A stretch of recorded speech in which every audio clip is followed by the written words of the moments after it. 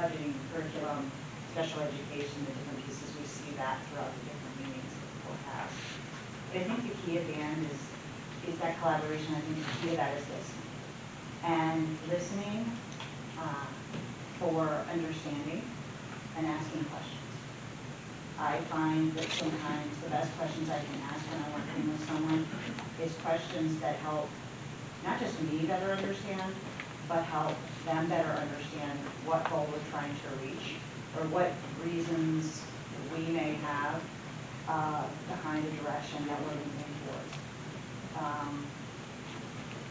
People need to feel safe. They need to feel safe within that space, the board members and the administration, to speak their views in a appropriate and respectful manner. No one should feel unsafe doing that, because then it harms the ability, harms your success, and inevitably will do harm to your ability to serve your students. I think listening and collaboration. Thank you. Okay. Ms. Hutchison, we'll start this one. How will you ensure that students remain at the center of board decisions?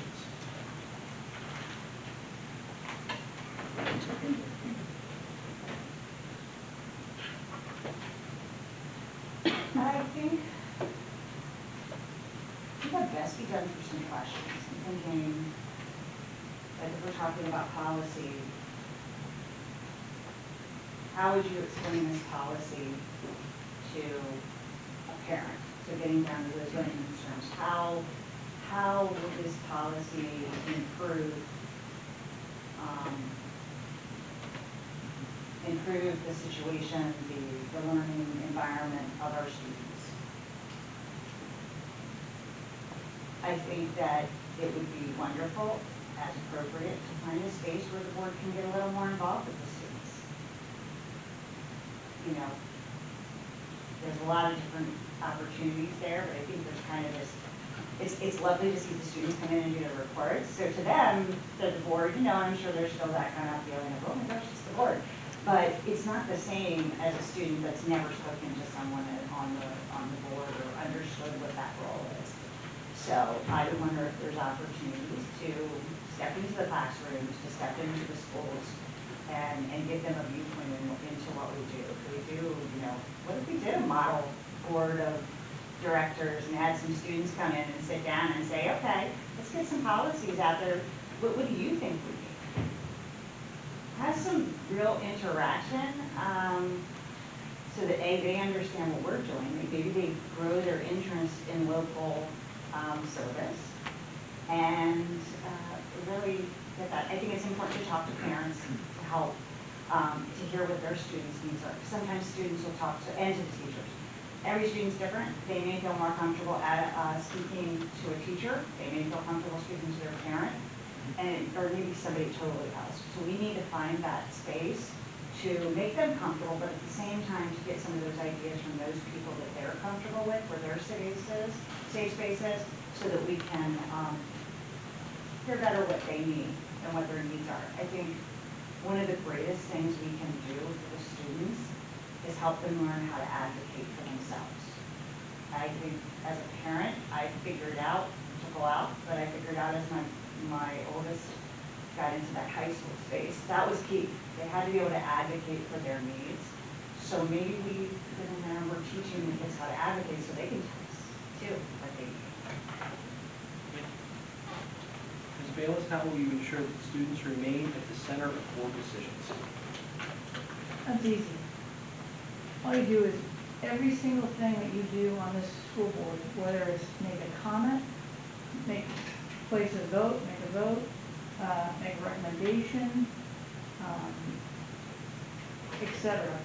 Okay, purchase equipment or etc. You know, any purchases for the school system. You do it with the idea that you have the children or the students in mind. Everything that you do in regards to anything with the school system, you do it with the children in mind. When you lose that focus, you're out. I mean, you've lost your whole connection to the school system. So, because we're all here, no matter who you are, we're all here, whether you're a board member, a teacher, a principal, a guidance counselor, the school nurse, the custodian, the food service, the bus drivers. It doesn't matter what position you're in, what position you hold. We're all here for the students. So no matter what you do, you have to keep them in continuous focus and make sure that whatever action you take is to keep them in focus. Thank you. Ms. Bayless, when the administration presents a proposal, what steps would you take to evaluate it objectively before voting? What type of proposal? Any proposal? You mean an agenda item? Like something on the agenda? Something that you would be responsible for reviewing and taking Okay. action. Okay, so most of the time, I haven't known this not to happen, but most of the time, staff presents background documentation in regards to whatever the proposal may be. I mean, you're giving me something kind of vague, so I don't mean to give it vague back to you, but I'm trying to answer questions. So, I'm assuming it's something that's gonna be on the agenda, if it's something you're gonna vote on, right? So usually staff gives you a presentation, and in that presentation, most of the time, there's documents, whether it's, on a computer or on the overhead, sometimes it's pictures, sometimes it's just documents, and sometimes there's a presentation that goes along with it. I would pay attention to that, I would study that, I would read it. Most of the time, your agendas are up and the documentation is on your, attached to your agendas a couple days in advance before your meeting. So I would read over all of that, and you also have an opportunity to ask questions in your subcommittee, so in your curriculum instruction and in your facilities and finance meetings, so you have opportunities to ask questions to staff in regards to anything that may be specific to a certain item that you may have. So that's what I would do, and I'd follow up with their answers. If I didn't get an answer that didn't necessarily answer my question, I would ask a couple more questions, but until I got, a comfortable assurance that I understood what was going on, and I could vote my conscience when I voted in favor or against an item. Ms. Hutchison, when the administration presents a proposal, what steps would you take to evaluate it objectively before voting? So the first thing I would do is review whatever materials are provided. I would expand on that probably by looking, depending on what it was, perhaps looking at other school boards in the area, perhaps going to like Pennsylvania School Boards Association, maybe it's advocacy centers for public education, whatever online, to do some additional research on my own, especially if I had open questions. If there's additional data that I feel is probably available through the school, I would go back to the person that was responsible for providing that to say, hey, here's some open questions, can we get more additional documentation to answer these pieces? In my time coming to the board meetings, I've learned just how important those committee meetings are. Curriculum and finance, to me, it would be very important to me to participate in those meetings, attend those meetings, so that I would understand and hear conversations and know what the discussions are around that. I think that another thing is, and I kind of alluded to this, but I think I would love to find a few really well kind of regarded boards in the Commonwealth here who do really well, do a really good job at discussions, do a really good job at their policies and such, just to kind of look to them as examples for, have they had a similar challenge they've had to address, a similar proposal come before them, what types of discussions occurred, what were the important pieces. That's where I would focus, yeah. We're halfway there.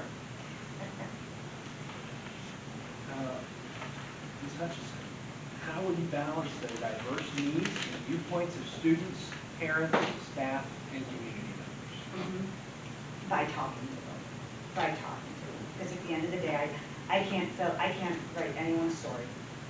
I know mine, I know, close family members, friends, but the best thing to do is to talk to them. I've done that in my space in nonprofit, I've done it in my space in healthcare. You don't understand a person's needs, you can't even sometimes even start to conjure up what their needs are until you talk to them. Ms. Bayless, how would you balance the diverse needs and viewpoints of students, parents, staff, and community members? Communication connects everyone. So whether it's on a daily basis, an emergency basis, whatever the situation is, communication, accurate, well thought out communication connects everyone. And as a second part of communication is understanding. You can be a great communicator, but if you don't listen, it's not going to get you anywhere. So you have to be a really good listener too, to understand whatever the situation is, the problem, whatever their concern is. So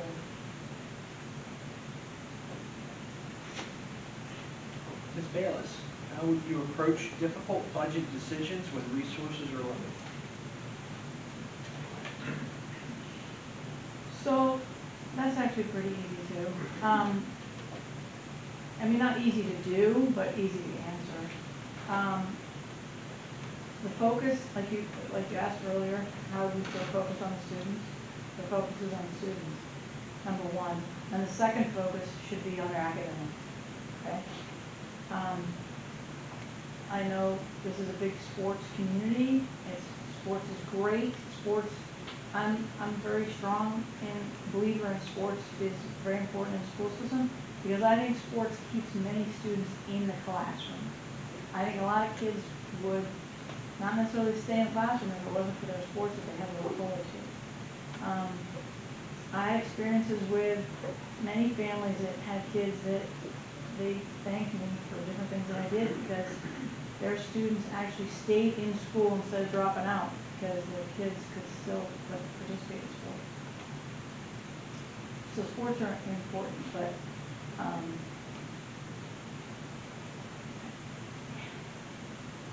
if you just really have to stay focused on the budget and do the best you can with the school system. And curriculum really needs to be number one. Your kids are here so we can educate them. Sports is great, it's fun, it keeps them in school, but when it comes right down to it, do we spend $700,000 to redo the fields or what have you when we need additional curriculum for math or whatever the case may be, then the focus really has to be on curriculum. I would focus on what benefits the students' educational futures as number one. Ms. Hutchinson, how would you approach difficult budget decisions when resources are limited? So I think there's definitely prioritization there that comes into play. I give it probably a little bit more towards think about regulations and regulatory things we have to meet as a school system that are whether they be state or federal guidelines. I think that has to be a consideration as well as meeting the needs of the students. I believe that meeting the needs of the students in terms of academic, sports, fine arts, special education, all the various pieces. I think there's much more of a kind of each one play into the success of students, the ability for students to be successful mentally, physically, and all those pieces. So I don't know that I would automatically I wouldn't say, okay, sports is what we have to cut or fine arts is what we have to cut. The other thing is I think I always approach budget decisions with looking at the bigger picture and are there other places where we're spending our money that we could spend less, we could shift spending to another year, we could look into grants, we could, the courtyard's an excellent example. We partnered with a great local organization that was willing to put money back into the community. not just willing, excited and happy to do so. So is there something in our budget that would fit well with a local organization or something, work with the Thunderbolt Foundation? We're very lucky to have that as a nonprofit to help kind of ease that whole process. You know, what can we do to find unique and other ways? I mean, there are many times you're going to cut things you don't want to cut, it happens. But sometimes you can, I've found in my experience that sometimes the money's there, it's just hidden, and sometimes it's just moving things around a bit to get there. But I do think we need to keep in mind that what is success, what is their need in school for each student varies. And yes, we want them all to be academically excellent, but that may not be what speaks to that student and allows them to have a successful career in school. Ms. Hutchison, how should the board maintain transparency and accountability to the community it serves? I think definitely increasing accessibility to other times. Obviously, I realize this is when the board meetings are going to be. That's the time because people are working on jobs. This is not a paid job. This is a volunteer situation, and you have to work in with the confines of the time you have available to you. But for families, especially when I mentioned this the last time we did the interviews, you know, for families, these evening hours, especially with young children, especially families where the adults are working multiple jobs, or there is only one adult there in the family, coming to a board meeting like this, even, you know, watching, which is wonderful, you know, to have that can be really difficult. So being able to get the footnotes version, which you talked about a little bit tonight, that idea of having like a synopsis of what happened. I think being out there more, you know, where we can, and being, and I don't know exactly what that looks like. Is that okay? We have events where we say, come ask the board member a questions, board member questions, where you have a table at Good Old Days, something that's manned by a board member or two board members at all times. Is it on a Saturday, setting up a table at Kenny's, ask a question of the board? I mean, it's putting in more time of ours, definitely, but I think that's how you reach out and you do that. I think more discussion too. I think at the end of the day in the board meetings, and I know sometimes probably it's stuff that you're like, but I already know this. I don't need to discuss this. The people that are watching, the people that are listening may not have that understanding. And actually, Don pointed out at the last meeting, you know, it's important to use different channels of communication too. You know, the survey, we mostly do that via the internet. You know, what if we were at, we stood at Kenny's on a Saturday with an iPad and stopped you, have you filled out the survey yet? Oh, here's an iPad, fill it out. You know, doing it different ways. So. Ms. Bayless, how should the board maintain transparency and accountability to the community it serves? Besides following policies and procedures, and best practices, right? You need to get out and show the public that what they're getting for their tax dollars, and that the school system is very much involved with the community. So I haven't seen that since I've been here, actually. I haven't seen the school system really take a genuine, active role within the community, and even on a regular basis. So, like the Career Tech Center, do they ever have evenings where they could invite the public in for a meal, to serve a meal, a small meal to the public? That's an opportunity. I don't know their ability, the Career Tech Center's ability to be able to do that for seeing purpose, but that's an opportunity. You could work more closely with FFA. I've had experiences with FFA, reaching out to FFA and getting involved in some of their activities. There's a lot of community that goes to these different groups just a couple examples, but,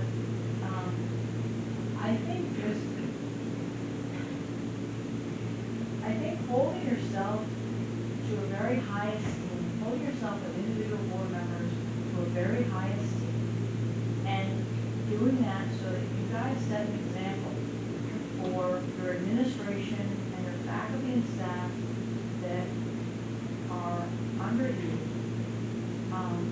And you also, just as importantly, when you do that, you show and set an example for the students that are in the school system. And when you do that, you're just leading by example, and I think that would be fantastic. And that itself, that in and of itself would show transparency in the school system.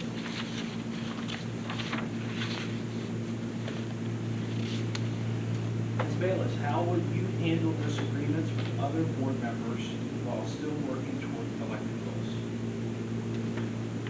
So I spoke earlier about communication and listening skills. You really need to be just as good a listener as you do a communicator, because the two go hand in hand. I've been a school board member for 10 years, a large school system. We had a lot of challenges, we really did, and we experienced a gun on campus from one of the high schools. We had emergencies that would come up, we had to bring in lifeline.